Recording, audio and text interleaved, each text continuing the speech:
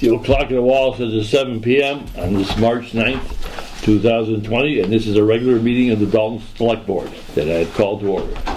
Joe, could you lead us in a pledge? My honor. Pledge allegiance to the flag of the United States of America and to the republic for which it stands, one nation, under God, indivisible, with liberty and justice for all. Thanks, Joe. Brittany, could you call the roll, please? Sure. Town Manager Ken Walter. Here. Joe Diver. Here. John Boyle. Here. Mark Straub. Here. Missing Bob Bishop and Edward Bullock. Because Joe wasn't here last week, we're going to table the approval of the minutes of March 2nd. All right. This is the opportunity for anybody in the audience to address the board on any matter that's a matter of town business or on the agenda. If you are interested in a particular agenda item, you can wait till that time and raise your hand and we'll recognize you and allow you to speak. Is there anyone who would like to speak at this time? Richard? And I need to be recognised for number 13, which I think I've Sure, absolutely. Anyone else? Well, okay, we'll go to the regular agenda. Okay, the first issue we have on the agenda this evening is the release of a right of first refusal. This is when I think property is taken out of 60 or 61A. The select board has the right of first refusal. And evidently, I'm not certain what year, we have Michael Shepard here tonight that represents some of the interests. Mike, what year was that? 86. In 86, we did not avail ourselves to exercise that option, either to decline it or accept it. So at this point in time, this is a dangling legality. We've been requested by Mr. Shepard and his clients he represents to clear up this small legal matter. I don't see us having any issue with this, particularly when it happened in 1986. The rest of the board feels well. No, I'm good with that. Mark? I'll make a motion that we, that pursuant to the provisions of Mass General Laws, Chapter 61, Section 8, the Town of Dalton, acting by and through its Board of Selectmen, does hereby waive its right of first refusal as therein provided as to land referred to in the aforesaid forest lien recorded in Book 1019, page 186, the property formerly owned by Barry Kellogg and Sally Kellogg. I'll second that. Okay. Motion has been made and seconded. Is there any further discussion? Joe? No. Mark? Nope. No. Seeing none, hearing none, all in favor? Aye. Aye. Opposed? You want me to give you that? Abstain? I have We have to sign anything? Mike? Yeah, I have a release before you sign. Yeah. We sent it to Devin before.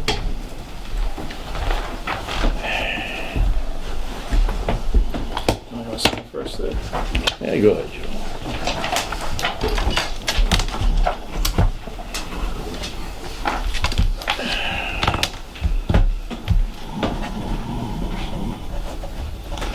You only got 3 of us tonight, Mike. That should do it though, right? Should do it.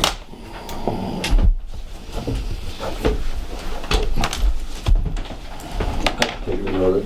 You're in order. Should sign in. Thank you. Appreciate the board's attention.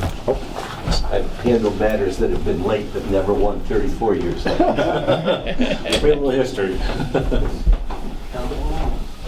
Okay, thanks, Mike. We cleared up that small legal matter. The next issue on our agenda is the deliberation and budget reviews and planning budget update. At this point in time, I'll defer to the town manager. And Ken, where exactly are we? We can go over the budget schedule in a little more detail, but this is really our last big day for doing budgets. After tonight, the only other budget we'll need to complete our budget for this year is the school district final budget, which is scheduled for adoption this Thursday night. So I'll defer on, I'll go in order again, but I'll defer on the town manager's budget now so we can get to our department heads who are here. The first budget then you should have in front of you is the town accountant. Mm-hmm. It's number 135. And you'll see that the budget is up by the normal amount of salaries. There's a bit of a step increase in there, and there's an accountant and an assistant accountant, and some vacation replacement. the small increase in the software expenses and the meeting expenses for the year. A total budget of $85,505, an increase of $3,196. Sandy, is there anything you'd like to add about that? Only if they have questions. How can we argue with this? Just want to note the fine job you've done preparing this, and we appreciate it. It's up a total of $200 over last year, I believe. No, 3,000. That's due to the salary increase. Joe? No issues, no questions. TA? Temporarily approved. Thank you, Sandy. I'll defer comment. The fire chief isn't here, so I'll defer comment on the Forest Award budget. The next budget we have is number 320. That's vocational education. Again, Sandy Albano did this budget, and I'll invite her to comment if she feels I've left anything out. She's estimated that the rates will increase by 4%. We never know. DESI sets the rates, and kind of complicated rate setting that depends on the past couple of years and the future Chapter 70 inflation index. We've estimated that the transpo will increase by 3.1% after taking a look at what the actual increase was over the past year. So the total budget would be $607,557, an increase of about $28,400. Sandy, is there an increase in students?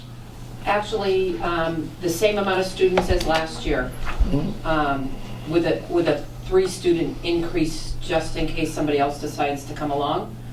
And last year, 24 students stayed the whole time. The whole year? Yeah. So we budgeted for 24, there's 24 students, we actually budgeted for 27.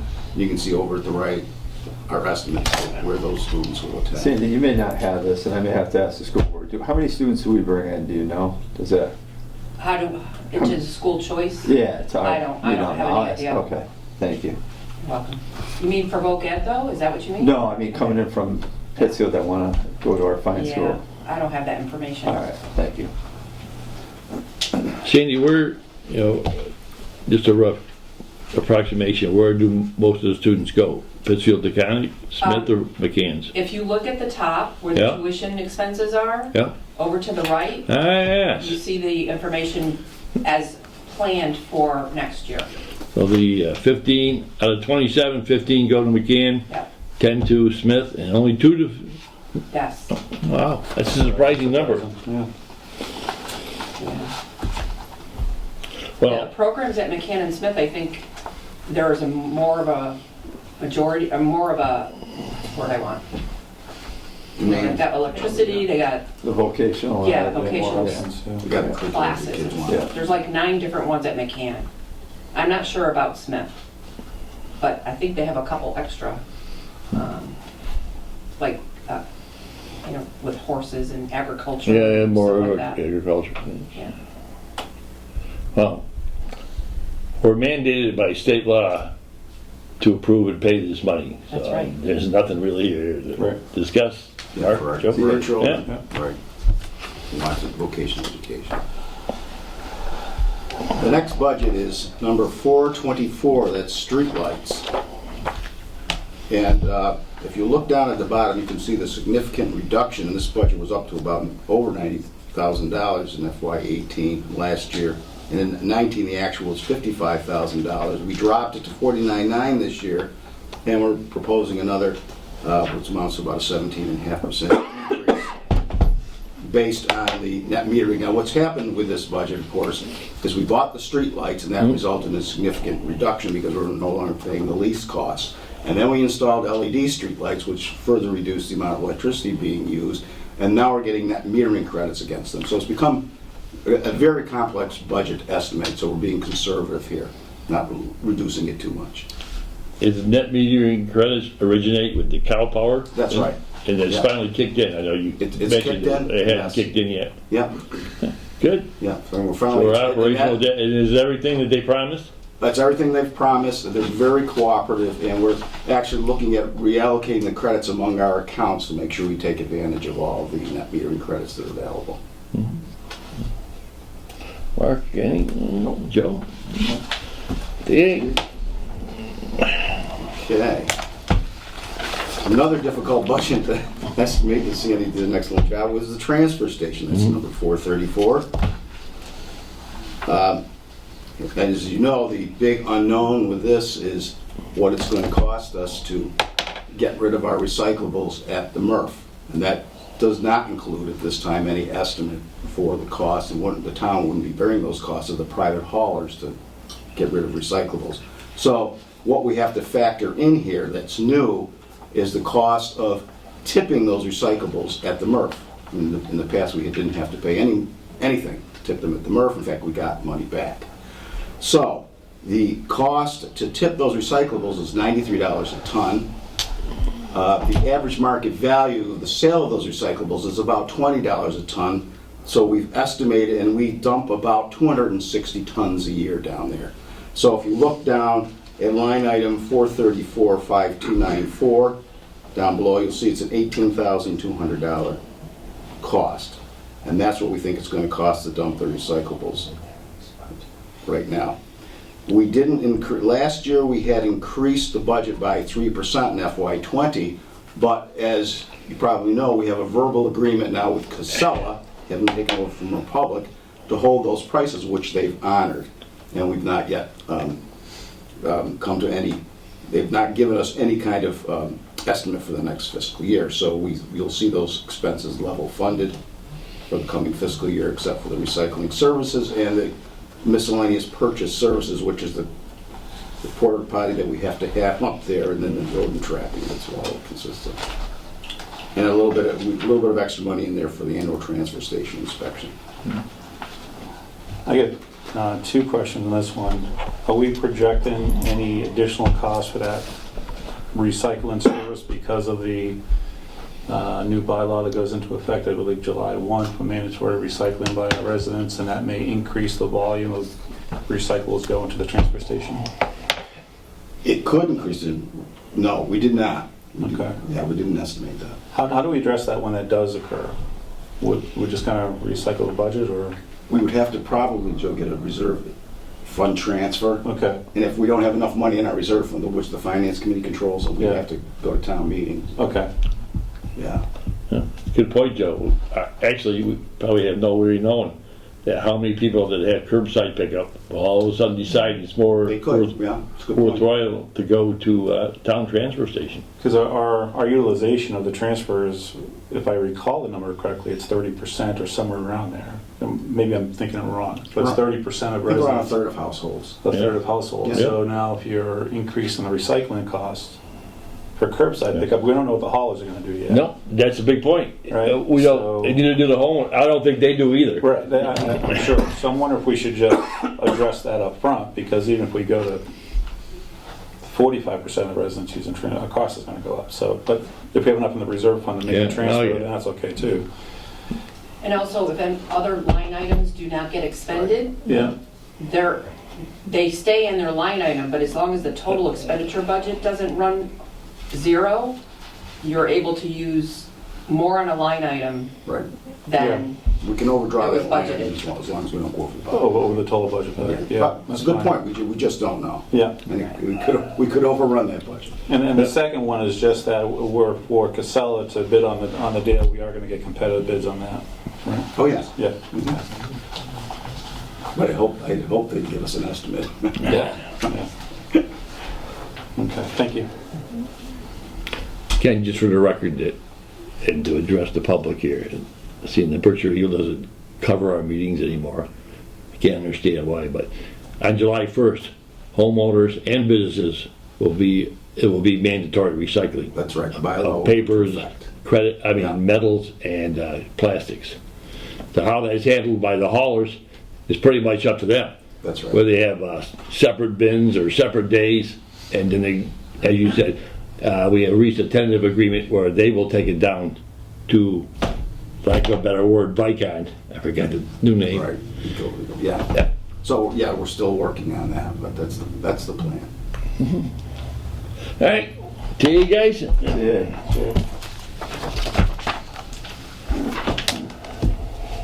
Okay, another budget 449, which is sewer treatment, again, prepared by Sandy Albano for us.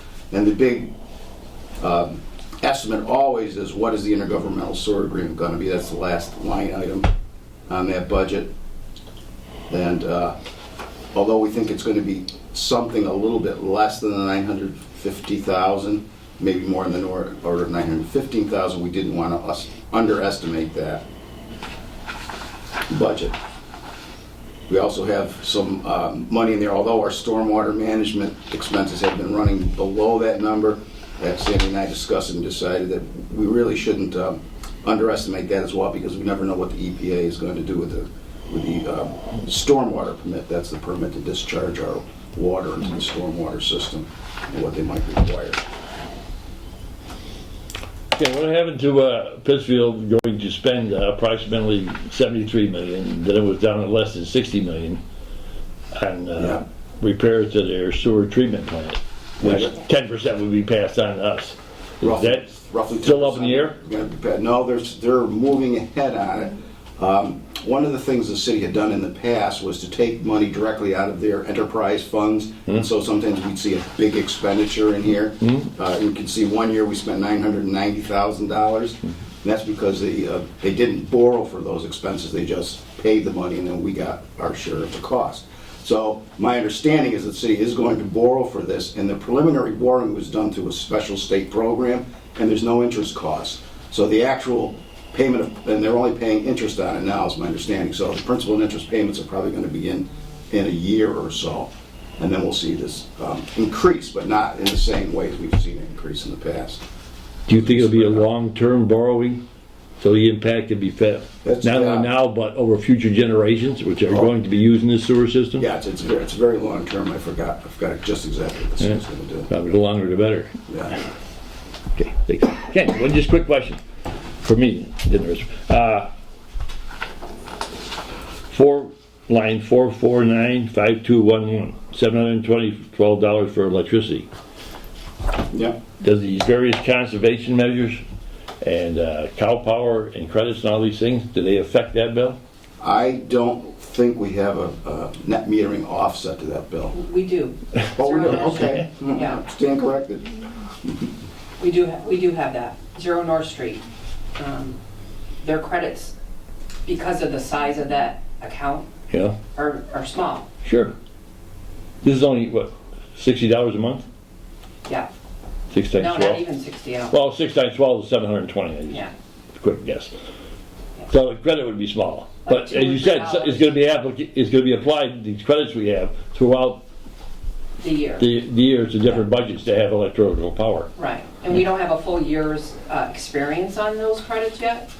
So I kind of didn't use it to reduce it because it's like $2 a month. Hey, So, use it somewhere else, right? well, I'll analyze that again next year when we have a full year's history of how it's panning Yeah. out. We've had to make a couple adjustments in the credits that some of the accounts are getting because another account was getting a huge credit. So, and it wasn't working the way they, so we call something, we adjust it in January and it's called a true-up, a winter true-up. So we'll do that again in June, and now we'll know probably by the end of June where it's going to stay as far as the percentage of net metering credits each account is going to get. Great, complicated, huh? Yeah, very. Thanks, Sandy. You're welcome. All right, Joe. Yeah, I'll do. Yeah.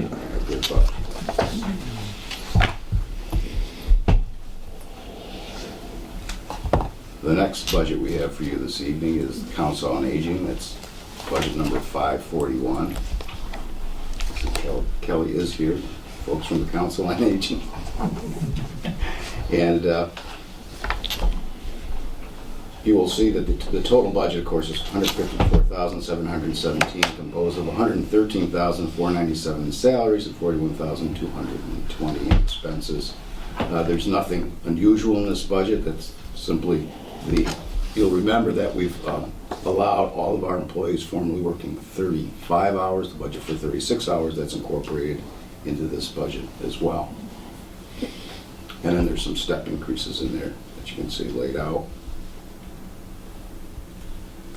Some small increase in expenses for equipment. Again, the same building issue, there's maintenance. no credits as of yet applied against the electricity bill, where in this department is $12,000. Right, But Same. that will happen. That will that will happen happen. next budget. Yeah, yeah. And in general, we didn't reduce departmental budgets by the credits because it's just sort of, we didn't have a firm handle on it. One of the things you'll see with this budget, if you go in 2 pages, is the sources and uses of funds table, just like the library. Because the senior center is one of a couple of departments that get funding from other sources, the main one being the formula grant from the state. There's a revolving account, and there's gifts, grants. You can see how that funding is proposed to be expended in the coming fiscal year.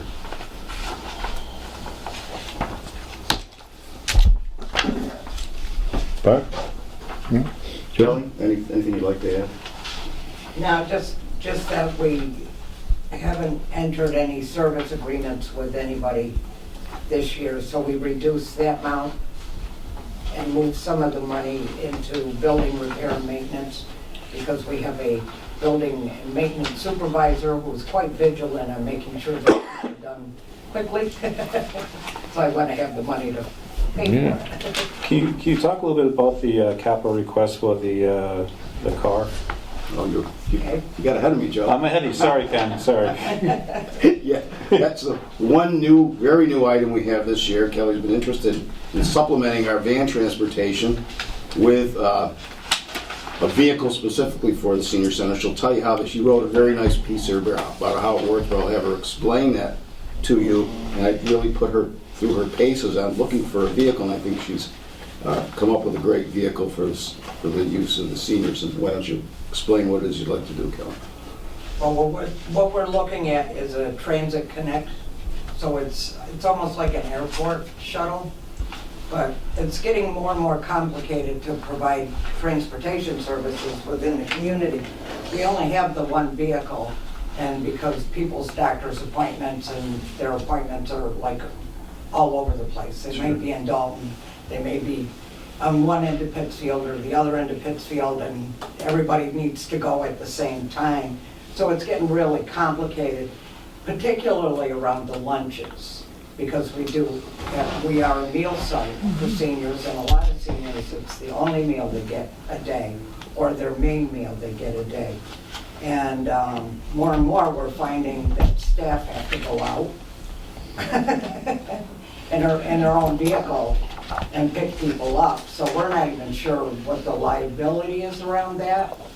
So we would like to get another vehicle, which would also enable us to expand services a little bit more, and perhaps take somebody to Bay State if they need to go to Bay State, or to a specialist out in Boston, and make it a for-revenue vehicle. So they would pay for the ride, but ours would be substantially less than they would pay, let's say, Cabulance. Medicare pays for the rides too. Does not. You It sure? does not. Okay.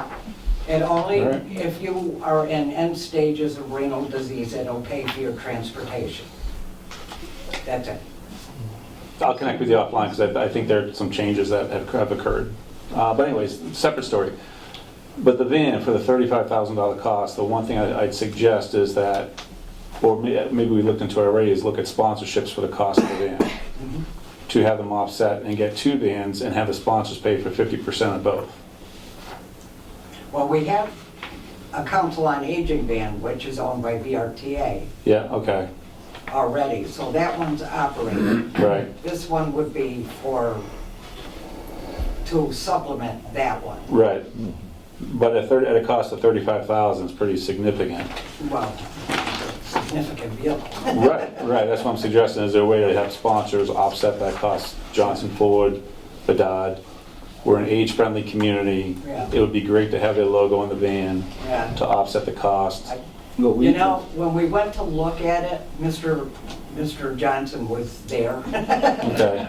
Okay. But he was just out of earshot when I said we'd be happy to have Johnson all over the car. Yeah. But we could approach him. Okay, I can help you with that too. That's a little bit what I do at Bay State, so, great, okay, thank you. We, just so you'll know, when Kelly has needed a supplemental vehicle, I've had her use our little electric inspector's car. Yeah. But it's proved to be inadequate. I mean, it's a Yeah. little bit small. If you got a walker, you can't get it in there. So we started looking at something a little larger vehicle. And the Transit Connect is a Ford minivan. That's what it is. Yeah. Yeah. Because a changes came out of the state to help to basically pay for transportation for medical services. I'm sorry, I didn't hear. A change came from the state, Massachusetts, to actually pay for transportation for medical services. Has to be ordered by the physician. Ordered by the physician, yeah. Right. And then with Mass Health, we have a program through Fallon that will, but it has to be a Mass Health and over 65 Yeah. applicant. Yeah. But so it's pretty much of an emergency type of thing for a physician to order, depending on the situation, but it has to be an MD order. Yeah, it's an MD order, well-planned, Right. and then transportation to the medical. It doesn't have to be emergency, but it just has to be well-planned. But if somebody wanted to go and, let's say, have a second opinion Mm-hmm, before they have anything done, yeah, you know, they wouldn't have that option. yeah. So Okay. this would give them that option. Well, I'll send you some info, but yeah. Thank you. Kelly, would any potential users of this van personal insurance? If they probably don't have personal insurance. Everybody's on Medicare. Well, they're on Medicare. Yeah, so, okay, the same thing applies. Yeah. Yeah. All right. Like, the fire department, if they use their ambulance, and their insurance pays it, they pay the ambulance a certain amount. But not for But that's local. transport. I'm sorry, If Patty? it's a transport type of thing, Yeah. you know, say if somebody goes to the emergency Yep. room, needs to come home, Hmm. Medicare doesn't pay for that transport, and the fire department doesn't appreciate coming out to transport Yeah. somebody back. Okay. So that's an issue, too. Okay. Thanks, Patty. Yeah. Well, anyway, what's being proposed about the van isn't in this operational budget. No, it's not in the Okay, operational so, budget. was- And there will this be, is what's before. eventually, if you approve it, there will be some expenses, of course. but- Yeah. all right. So guys- yeah, they're two different issues. So Yep. one is the operating budget, the other is the capital budget. Guys, what do you think about the operational budget? Yeah. Okay, Mark, or Joe? Yep. Okay. Veterans benefits, Ken? Oh, capital too. I don't know when you want to do that. What? Veterans? No, did you Oh, say you want to do the capital capital? Yeah. Yeah, if you are inclined to tentatively approve that as well. Well, I mean, where is it? I mean, Can I Oh, it's attached. actually add something to It's in that? the, it's in the packet. Can I add something to that too? You'll note that we've made the commitment to make the deposit for the vehicle, a fairly substantial deposit also from our revolving funds.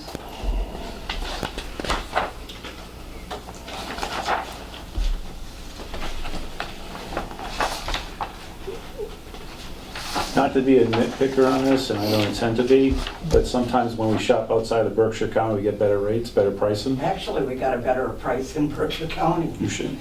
than OSD. The OSD form should be attached. The OSD. What I had Kelly do was to check, there's certain statewide bids Yep. that we belong to a couple of consortiums, one's Plymouth County, another's the state, and they made Kelly check all of those, and then she checked locally as well. But I put 35 because I couldn't tell what the add-ons would be, like if we wanted to have lettering and have it say Council on Aging or Dalton Coasts on the side of it, which is the name of our transportation program. And there was a couple of things I wanted to make sure we had, like seatbelts, things like that. I don't know if those are standard in a shuttle. but Johnson gave us 31, I believe the price was. Sounds reasonable. Does Pittsfield do a program like this, Kelly? Do they have something like, does Pittsfield have a program like this too, or? They have council on aging vans also, but they have several. Right, okay. Okay. Clarify this for me. Are we supposed to consider this capital issue this evening instead of in conjunction with your regular capital budget, which you present to the town meeting in June? What I would like to do this year, and you'll see when we get to the draft warrant, you anticipate what I was going to suggest, because we really only have two significant items that we've been asked for so far. One is this van, and the other the radios for the police department. So you'll see I've got a warrant article on which would appropriate the money for those two items. At the town meeting in May? Yes. Or is it gonna, you gonna hold it off until No, June? we just go ahead and get those. Okay. Get those funded if you approve Can the we warrant article. then just approve the operational budget now? And then Yeah. when we talk about the warrant and you bring that up, can we talk about that then? Sure. Okay, thanks. All right. Back to the veterans benefits. I would like to see multiple bids on this, though. I only see one. Yeah, we do have to, this is for budgetary purposes. Okay. We've got to go back through the loop, Yep. check it all again. But even after that, I want to see multiple. Yeah. Yeah.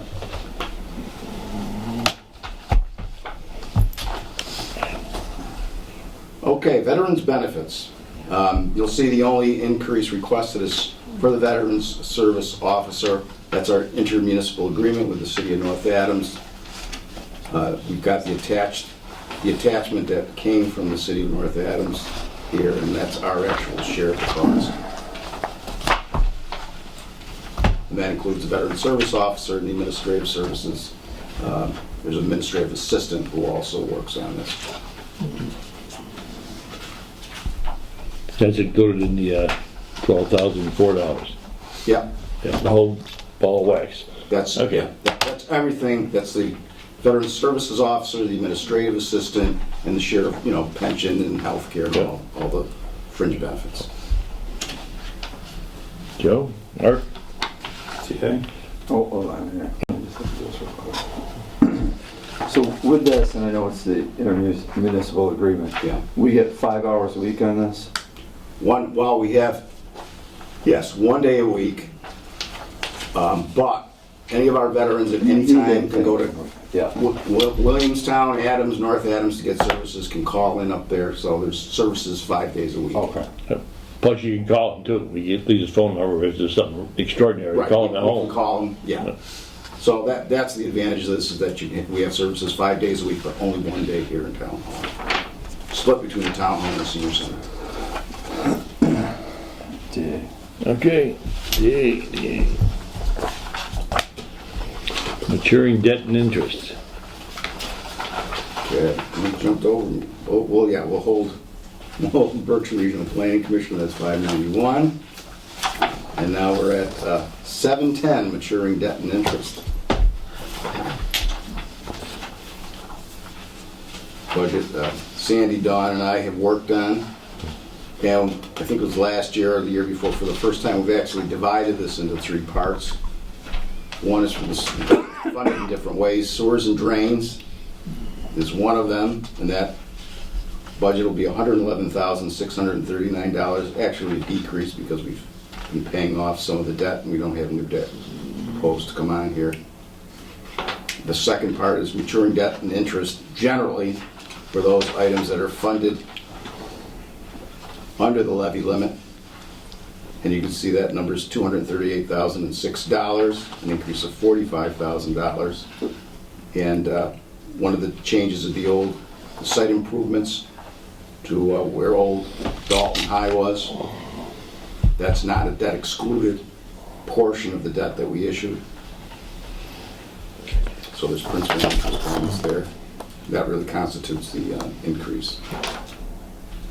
And the last one is the excluded debt and interest that's outside the levy limit. And that's a significant decrease of $516,000 from $933 down to $417,000. And that's because, you recall, we are paying the debt off on the demolition of the school on an expedited basis. And we paid some of that off last year. So we have a decrease this year.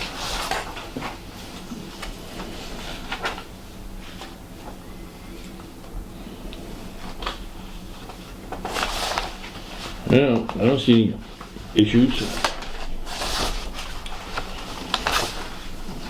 Mark? Just the three of them combined, though, they're down significantly, though. Yeah. Yeah, and that, again, Mark, that's because we did that prepayment. We got that on the town hall last year. Paid it off 10 years early. Good work. Nice. Good work. Sandy, John? Okay. Okay. The next is group health insurance. And you can see we're up by 3.5%. And my preliminary budget, by the way, estimated at 7.4%, so I was pretty close. And you can see the actual head counts and what the rates are. And these are based on the actual rates we've gotten from Maya. Remember, Blue Cross is the actual carrier. Comes through the Mass Interlocal Insurance Association, a nonprofit insurance arm of the Mass Municipal Association. Now, even though the surprising thing is the rates actually went down for both medical and dental, but of course we expect more people to take health insurance in the coming year. We have to conservatively budget for that event. We do know some people will be coming on.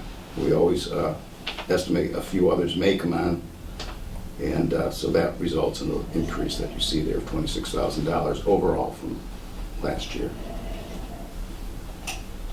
Question out of curiosity, not really a budget question, but more of a policy procedure question. A lot of companies come out and saying if your spouse has insurance from their primary company, and then if you select this one, then you pay a little differently. You almost get like a little penalty. And they're doing that like a base day. Like my wife had, if I decided to use her insurance, one has to be the primary, and you can't carry both. I had another idea where if somebody, the family, and the two had options to have insurance, that we give a bonus to employees for taking their the other insurance, right? So do we have any creative ways? Well, one of the things, that's the first time I've heard of that, where you actually penalize. Yeah, we could penalize an employee for taking the insurance.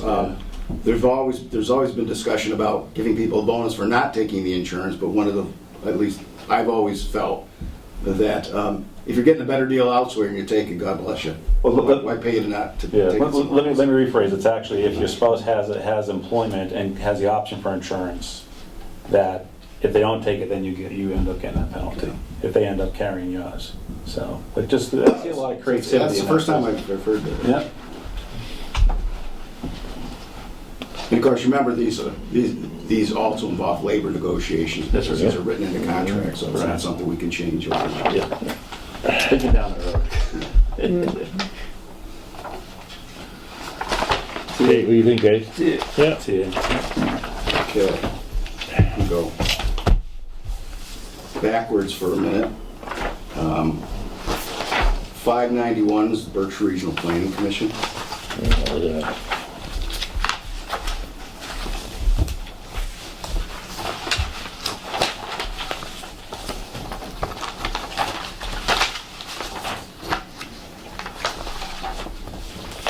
Yeah.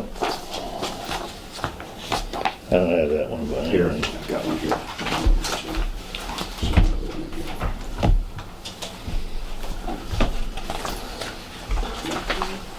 Put that in here because it's just 591, yeah.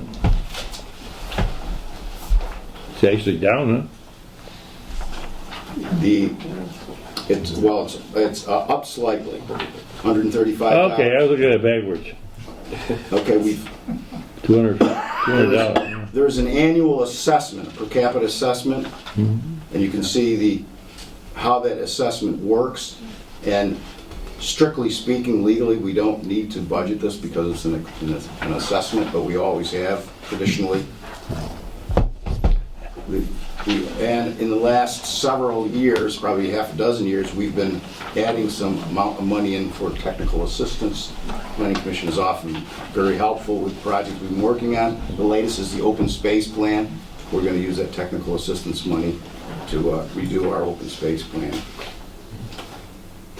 We don't have anything in particular planned for the coming fiscal year, but we've been keeping a line item for that eventuality.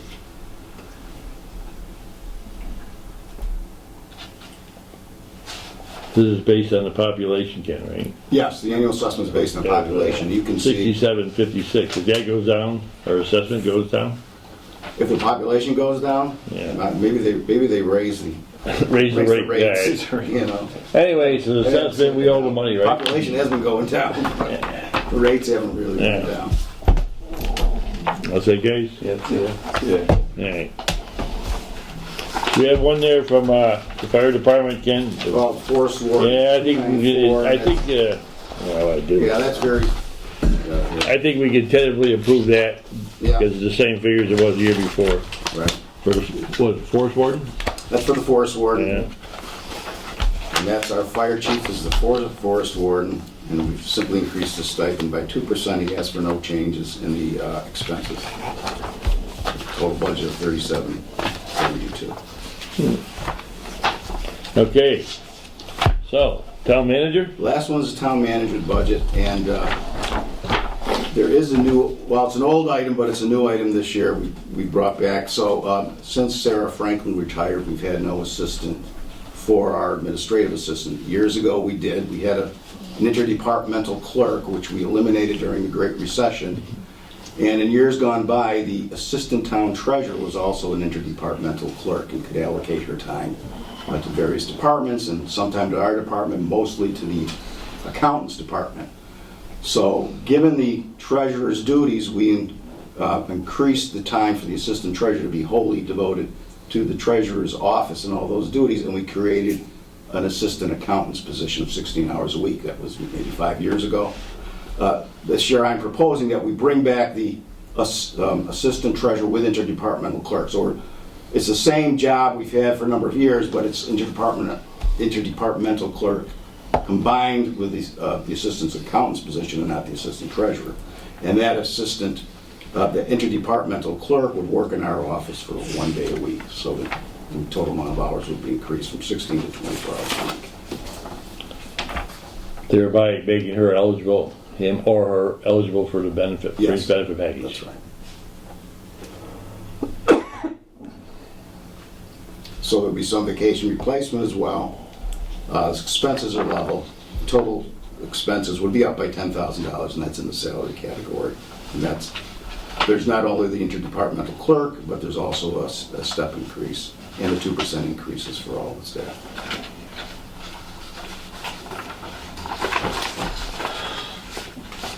And historically, we've always had another clerical person in the select or town manager's office, right? We have, as I said, we eliminated that during the Yeah. Great Recession, and then we were fortunate in having Sarah Franklin, who was so capable, work in the office and help out. Yeah. And she did a lot of volunteer work too. Yeah, sometimes. Thankful, we really miss She her. wouldn't let us pay her. Yeah. Well. But we did have. So this is very light just of- basically a restoration of former policy. Yes, it is, yeah. So it's an increase in expenses, but we're really going, we're in a little bit better financial shape, so I thought. And the person we're gonna utilize already works in the town hall as That's an right. assistant Yeah. treasurer? Assistant accountant, Assistant to accountant. Sandy, yeah. Is that the other Sandy? No, me. No, it's Alicia. Right, Okay. yeah, so Sandra LaFrance is the assistant treasurer, and her time is wholly devoted to the treasurer's office. Okay. And Alicia works for you? Yes, she Assistant does. accountant. Yes. And she's gonna be doing this? She's going to be adding hours, 8 hours to her already 16 hours to bump her into the benefit. That would allow her, that's right, it would allow her to have benefits, yes. That includes like holiday pay and stuff like that. Mhm. You know. She's really good. I've got no issues with it. No. Hey, we're all set.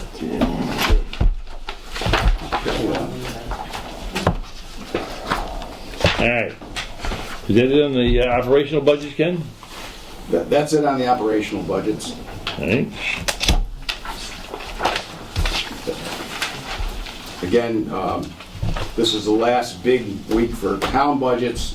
School department budget will be finalized, school district budget will be finalized this week. So when I bring the next budget back to you, it'll be actually what's going to be going to town meeting. You'll have the final numbers there.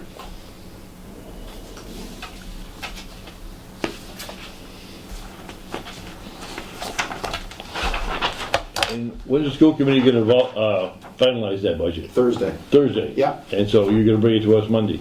Well, I'll incorporate it into the planning budget, and then you'll see how it all works together.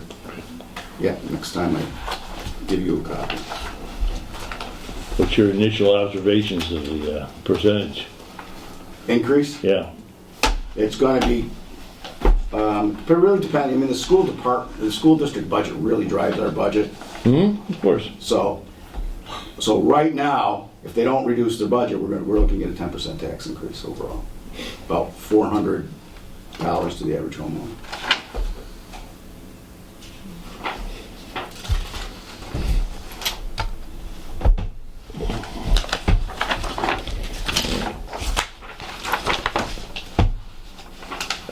Ken, this is the same warrant, talking about the warrant now, the same warrant that we tentatively agreed to.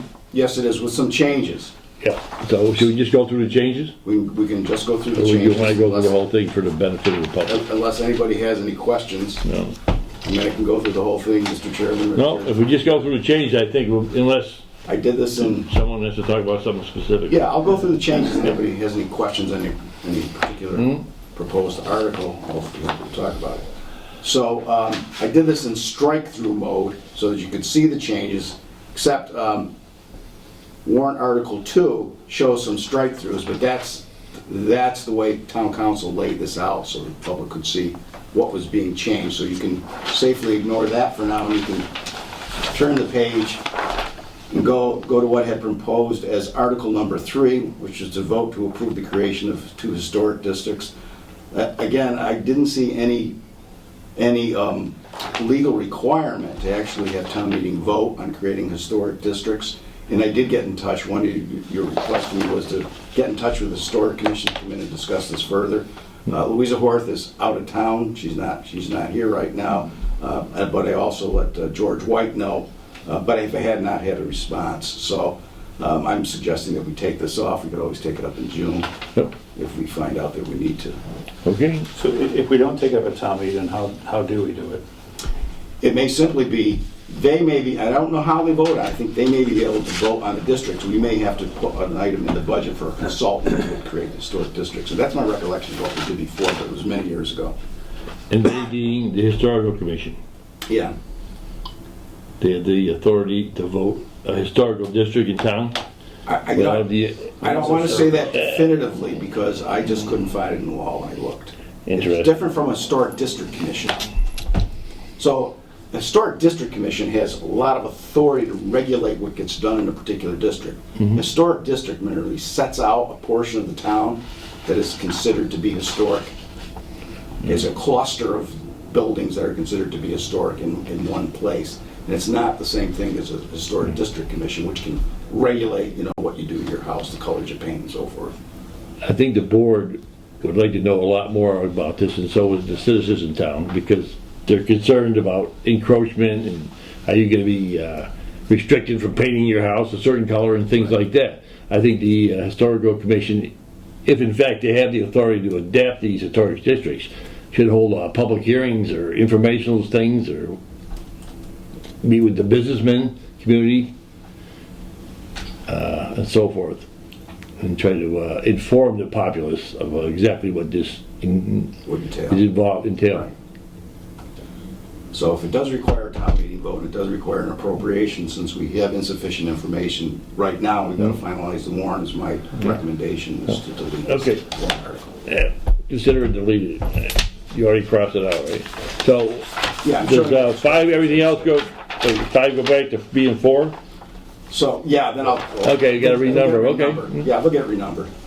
But Article 4 was to authorize you to negotiate a payment in lieu of taxes agreement with the private developers that are proposing the 6-megawatt solar field off of High Street. Now, we did get a proposal from them, but we don't know what the deal is. Well, we know what they're proposing, but we don't really have a deal. So if we want to have a deal that we bring to town meeting and to discuss at town meeting, we're premature. Because I don't think we'll have that deal negotiated, by the time we go to town meeting. We might have it for We don't want June. to rush it. We could probably have that for June, yes. But we started to involve the proper people. Okay, so Article 5 becomes Article 3, right? Yeah. Yeah. So then it's my recommendation that we delete Article 4 as well. So, no deletions on page 3? So Or 3 and 4. changes? No, they're just some minor changes on page, would be page 3. They're just typo, just corrections of language. On the last page, however, I understand that the school committee voted to rescind their proposal to change the regional agreement, so I'm suggesting that we just delete Article 20, which I hadn't even written. Joe, that is in fact accurate. They You were there. they rescinded the motion that they passed on July 25th, which were restricted to one town can reject a capital project, which, well, for the folks in the audience, long story short, CBRSD school committee passed a motion July 25th from concerns of Hinsdale about the new school vote, which was popular vote.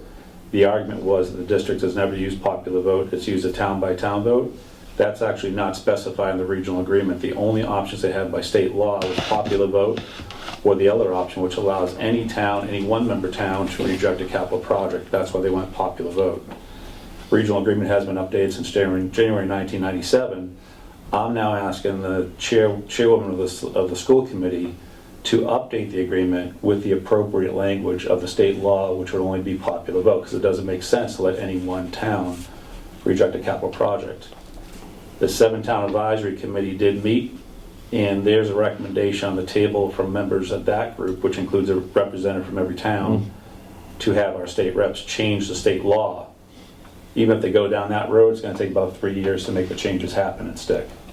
So for the next 3 years, it has to be very clear of how we move forward with capital projects. And those capital projects could be a new roof on, Nessicus, or a new track, or something else going on. But they also have the sticky wicket of Cummington still in the school district, who's trying to get out of the school district. So I'm also asking the school committee to address that issue before we go forward with any more changes in the regional agreement. So we keep on going. Is there any updates on the Cummington situation? No. And this has been lingering for, I think, close to 4 years. Close to 4 years now. Yeah. All right, Joe, thanks. And good work on that rescission. So the last article that's to hold is what we're talking about, capital projects.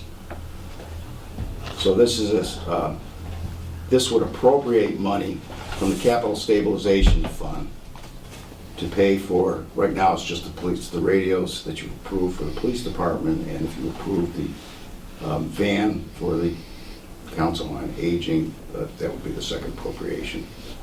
So it would be, Okay, what article is that? that's Article XX. It's right there below the one that's Okay, scratched I out, got Article you. 20. Gotcha. No, There's no number on it, it's XX. but the excess was 20. That's an addition, new article proposed. Hey,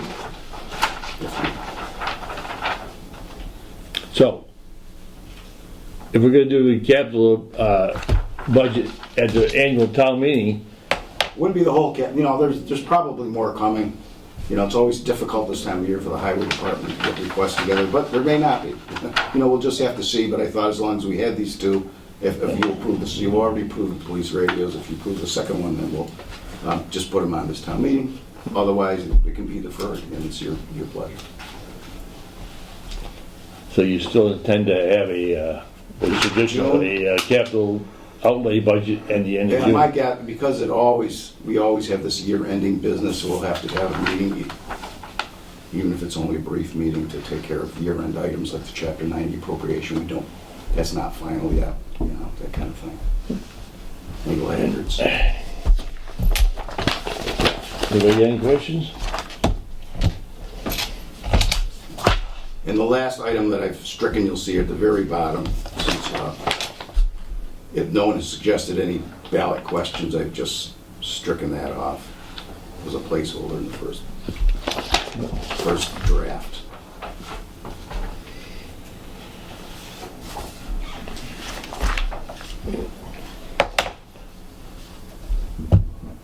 How's that with that, guys? Does anyone in the audience have a question about the annual town meeting warrant? Okay. Ken, I guess we're on to town manager updates. I don't have any particular updates for you. If anyone has any questions on anything in particular, I'd be happy to try to answer. We ever get anywhere with that LP Adams thing? No, I haven't had a chance to follow Yeah. up. I haven't heard from the company.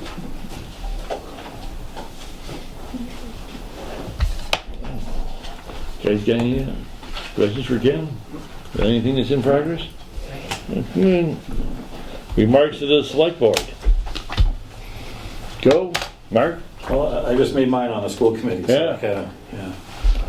Joe, did they vote to ask state reps to change the state law regarding that issue? Well, the seven-town advisory group. Yes. Wanted to take it to the Berkshire Educational Task Force, which was going on that Saturday, to make basically bring up there for discussion.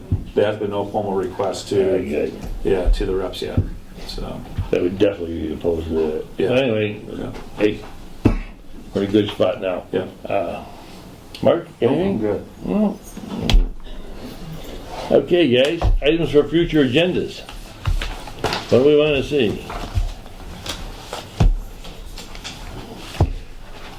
I think, on your suggestion, Joe, we're going to ask the chairman of the Green Committee to come in sometime Yep. and just chit-chat with us. Yep. Tell us his views, aspirations, and basically maybe communicate a little bit better.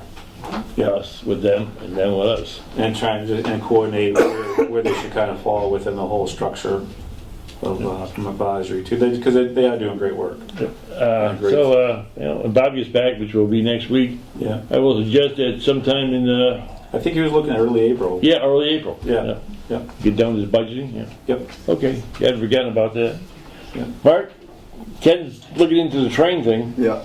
The only thing I wanted to talk about with the Green Committee also is see where they're at as far as educating the public and everything else like that. We had talked about at the meeting for Yep. the recyclables. Yeah. That's something that, we're gonna get back up against the wall in July. Yeah, there's a proposal that was, Ken's working on it with, I can't remember the nice lady's name there, about structure and the educational process for the bylaw. And then also add in the businesses and the other, schools and churches. Schools and churches, when I read the bylaw, it looks like everybody in town has to comply. But is there any type of out for the schools or for the churches? Because that would impact, I think, the school's budget. I haven't seen anything about recyclable costs in their budget. Yeah, I don't recall any outs. I have to take a look. Richard. Well, the schools have to deal with food waste, so they're commercials, so they wouldn't have an out for this recycling. They would not? No. Okay. It should be recycling. Set a good example for the students. For sure. Yeah, I don't know what they're doing today, so.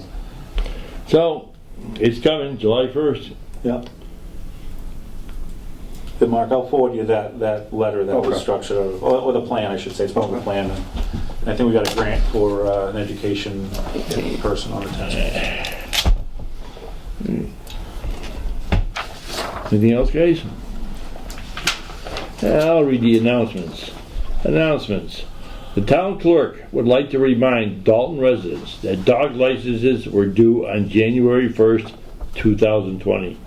Information offering the option of licensing by mail was included in the annual census form.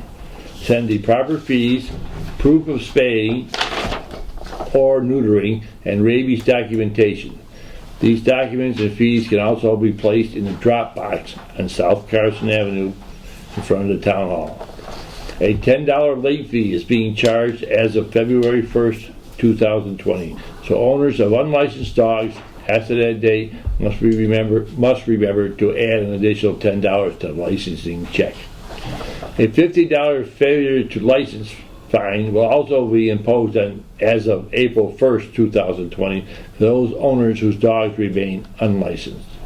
For any questions or concerns, please contact the town clerk's office at 413-684-6111, extension 14 or 15. Dalton Police Department is reminding the citizens of Dalton of the winter parking ban, which went into effect on November 15th, 2019, and will be in effect until April 15th, 2020. State Representative Paul Mark holds office hours at the Dalton Town Hall, 462 Main Street, in the Callahan Room on Tuesdays from 9 a.m. to 4 p.m., with the exception of the third Tuesday of each month. On the third Tuesday, office hours are 9 a.m. to 1 p.m. at the Town Hall and from 1 to 4 p.m. at the Dalton Senior Center. You can reach his office at his district number, which is 413-464-5635. Selectman Board Chair Bob Bishop holds office hours by appointment in the Town Hall and the Senior Center. For further information or to schedule an appointment, please call 413-684-6111, extension 11. Now, We'll take a short recess. yeah, we're going to take a recess, and I think 8:15 we're going to make a conference call with the Colonial Power regarding the electricity aggregation. That's it. Annual or renew our contract. All right, we don't need to move. We're in Just wait for John and cut off the. we're at recess till 8:15. Patty, how you doing? I'm good, thank you. Yeah. Electricity for all the consumers. They want to go back out to bid because of energy prices have dropped so much. Do it now. Our contract doesn't expire, I think, until January. So that's what this is all about. So there was preliminary pricing today, and Richard got a chance to sit in on a conference call where they discussed that, and I made arrangements to talk to the same folks tonight so you can hear exactly what's going on, because next week, and it'll happen before the select board meeting, there'll be final pricing. If we want to join in, we've got to be able to sign off on it. The really good thing that's happening is that Pittsfield's joined the consortium. Before it was just a bunch of small towns, but now we got the city involved and a couple more towns. So we've got really the core of Berkshire County's involved. So Richard just said we had some good preliminary pricing today. Yeah, but okay, so call this guy. Maybe Richard could answer this. Because of what's happening in the world oil market, prices plummeting. Yeah. Is this a good time to lock into a rate right now? Exactly, yeah. Well, Well, I mean, couldn't it plunge down? I mean, it takes a while for the price of oil to catch up to yeah, the price it's of not- electricity. It's not so much oil, it's natural gas that affects the electricity market. And at the moment, because the winter was so mild, Yeah. it's pushing prices down. Right. And yeah, absolutely, you can't see into a crystal ball, John, so it's difficult to tell Yeah. when's the right time to do it. Before we get on the phone, and I won't hold you up yet. If we agree to this, we're locking into a price for how long? Like 5 years? It's 3 years. 3 years? 3 years. It's a 3-year term. I got one other question. Dalton asked me this. Originally, 3 years ago, when we signed up the whole town in this, Yeah. this person opted out and went back to Eversource. I was going to say Western Mass Electric. Right. And if we adopt this Colonial as a vendor again, how do they switch back to Colonial? But you can switch in and out of it as a consumer. Well, where do you, This is how do you do that? restrictions. What's the mechanics of it? You deal with Colonial Power It's been a and lot. say, I want to switch, or do you call Eversource? No, you'd call you'd actually call the supplier. Colonial's the broker, Yep. and they're the supplier. On Colonial's website, Yep. it has a page for Dalton, Yep. and it explains exactly how to do that. Okay. And it's pretty simple. You basically make but you don't call Eversource, because Eversource isn't our supplier. Right. Our supplier is... Yep. But this person switched back to Eversource as a Right. supplier, Yeah. for whatever reason. Yeah, well, if you're a resident, you can switch backwards and No, forwards. but they just want to know what the mechanism was to switch back to Yeah. Colonial. Well, And they asked me, I said, I don't know. Yeah. It's Kevin. Well, afterwards, if you need to put in touch with me, I'm happy to Okay. answer. Okay. Take this up. Okay. We do it? All right. Yeah.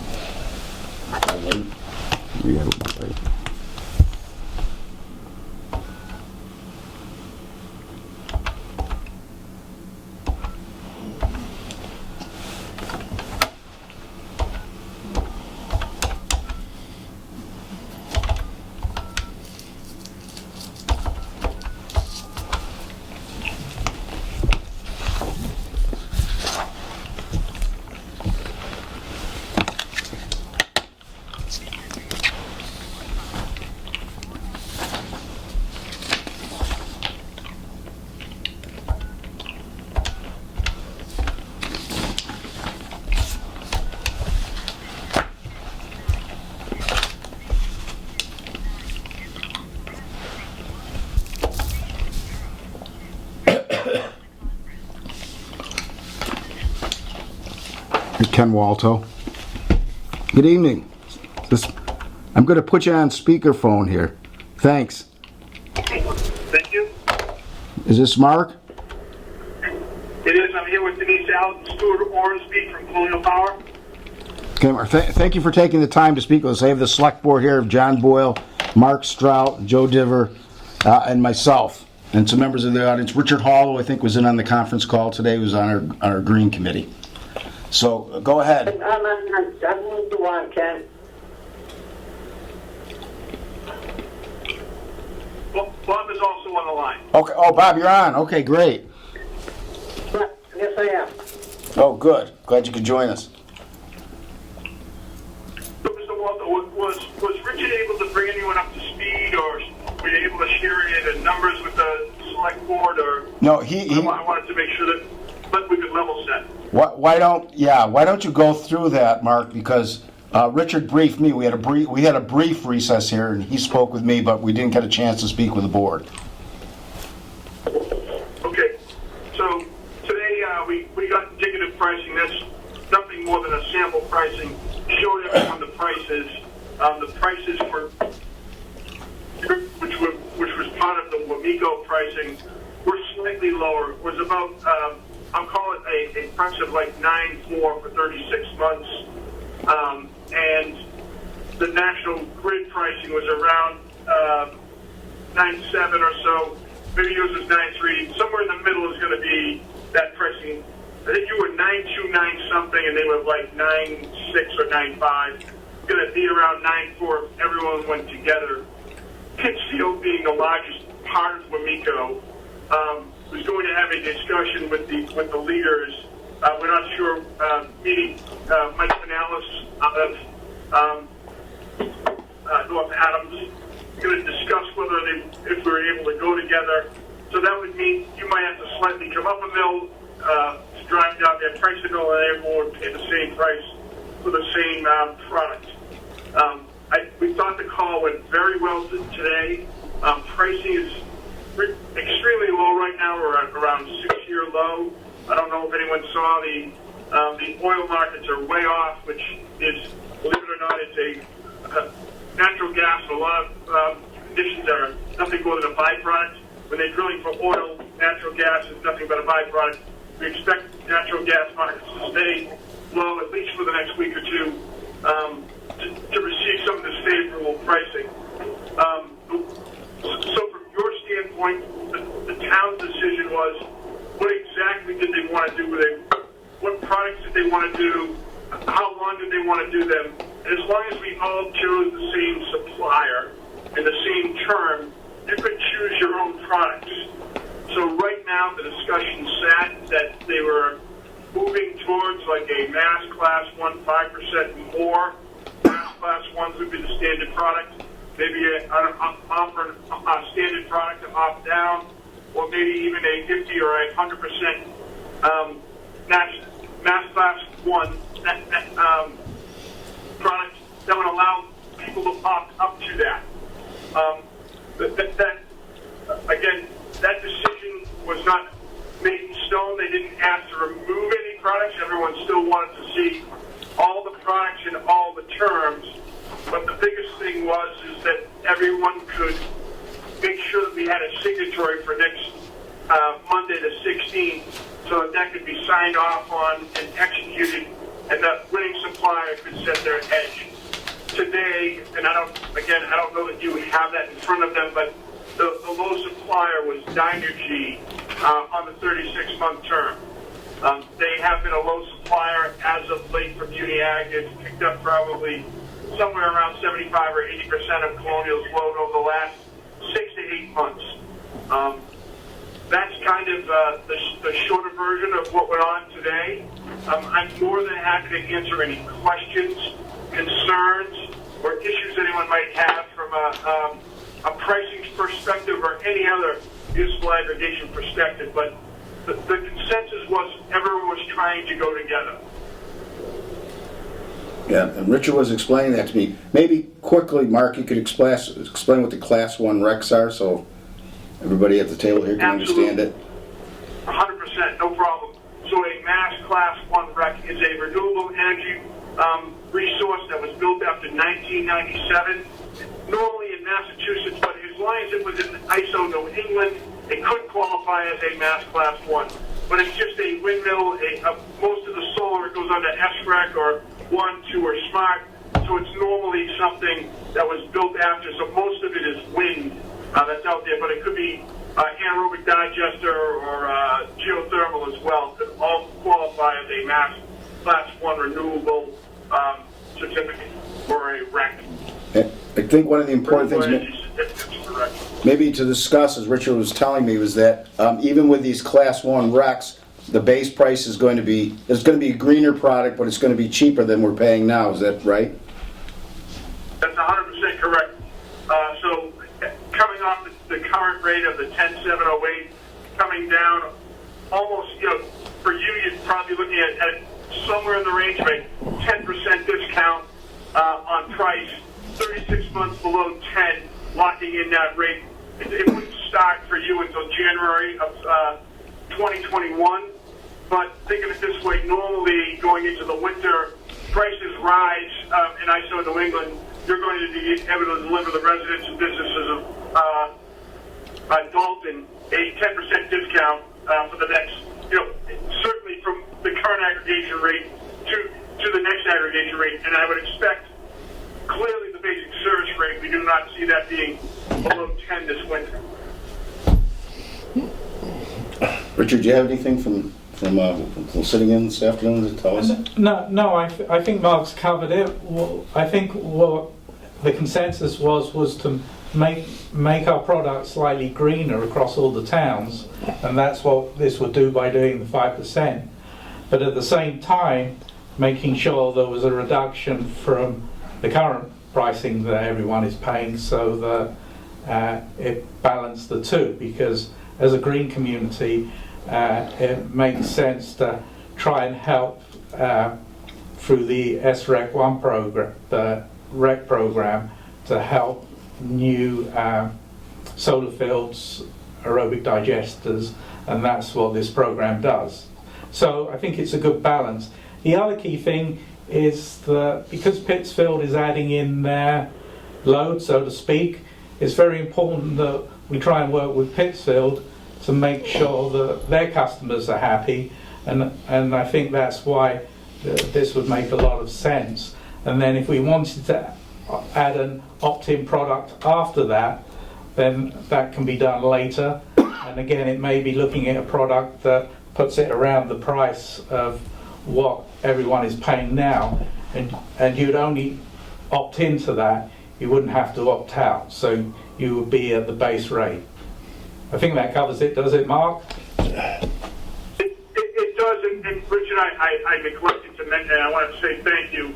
I wanted to mention that currently we're going to choose a base rate of an opt-out product. Your plan is a little dated. It's probably 6 or 7 years old. And now if you want to offer an opt-in product, you now need to go back to the Department of Public Utilities, which we had mentioned at one of the managers' meetings.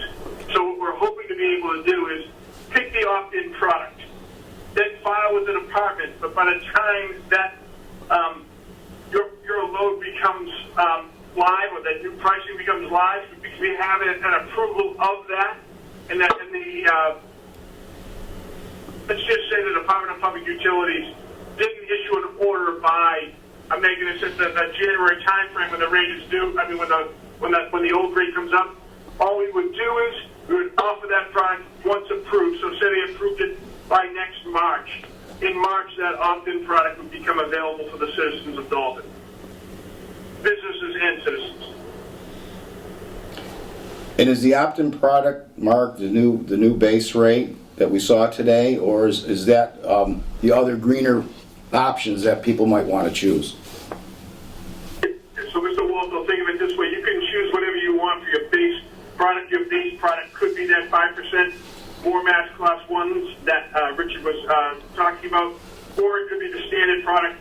The town gets to decide what it is they're looking for, as long as everyone goes with the same term and supplier. were okay. At least today, I didn't hear anyone, Richard, please tell me if I'm wrong, speaking about anything less than the 36 months, just given the advantageous nature of that pricing. Yeah, that would be correct, and the consensus was to go with the slightly greener product of the 5% as the base product. That's what Pittsburgh's I leaning agree towards. that's what they were talking about, the mass class 1 product, to be the default product, if you would. That's where you would move everyone into, and then you could make choices from there.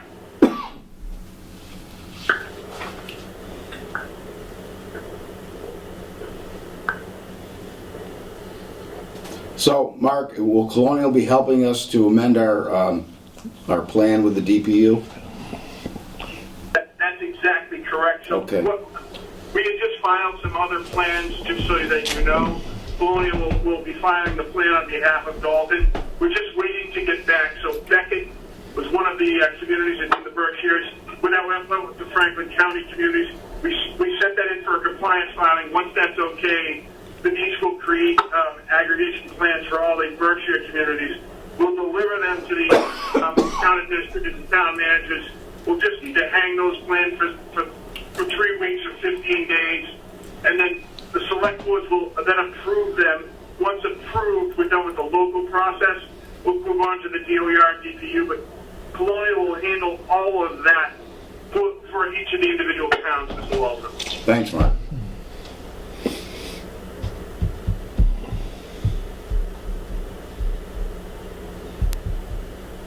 Does Does that make sense? Yes. To me, because I've been through it before. That makes sense because Richard gave me a good one-on-one the other day. So,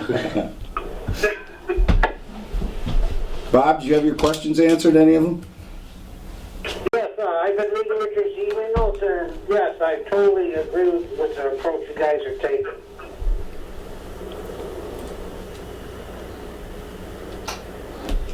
so the plan with the rate comes back to us next Monday, and then we have to approve that, and then the You have to sign process off. moves. Well, Ken would have to sign that before.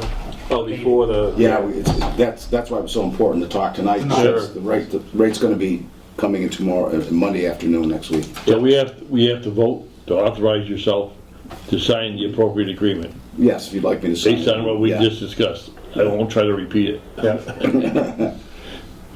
So moved. Okay? Okay, Mark moved that we approve this and authorize the town manager to sign the agreement prior to next week's meeting, and then discuss with us further details and possibilities. Second. All right, is there any discussion on the motion before the board? Any questions?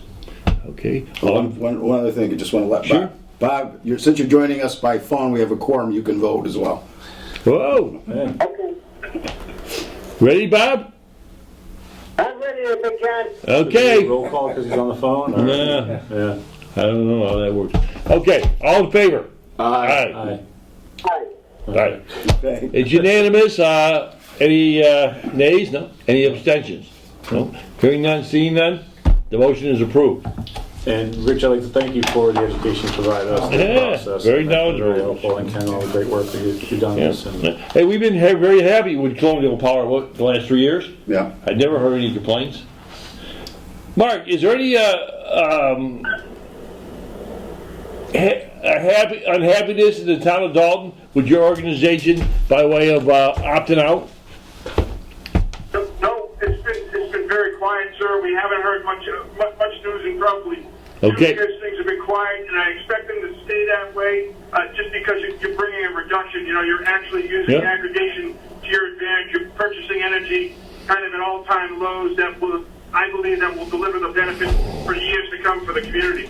so this is a process, and if I understand it correctly, it's a process that everybody's automatically opted in, so you have to physically opt Yes, out. yes. And then Yeah. switch it over, right? That's exactly right. So I think this is another great win for the community, for people that don't know it. I didn't know it. Honestly, I had no idea about this Yeah, program. it was a I first learned a rush. lot, You were so- automatically in it, but Yeah.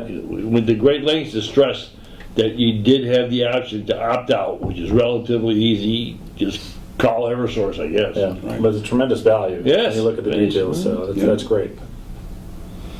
And great use of green energy. Anyone can opt in or opt out at any time. So if somebody had opted out, they can always get back in. If somebody wanted to get out, they can always opt out. It's a choice that other communities haven't had in the recent past. Just so you know, they can come and go as they please. Okay. Yeah. All right. Thank you very much, Thank Mark. you. Anybody else? No. Thank you, Mark. Yeah. Thank you, Mark. Thanks for your Thanks, Mark. time, effort of your organization. Thank you very much. Enjoy your vacation, Bob. Bob, where are you?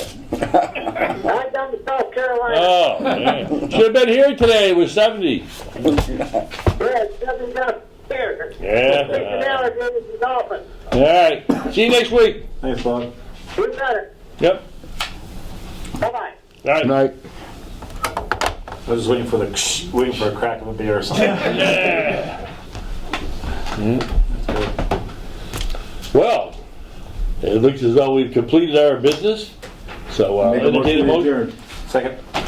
All in favor? All right. Aye. Aye. Okay, we are adjourned.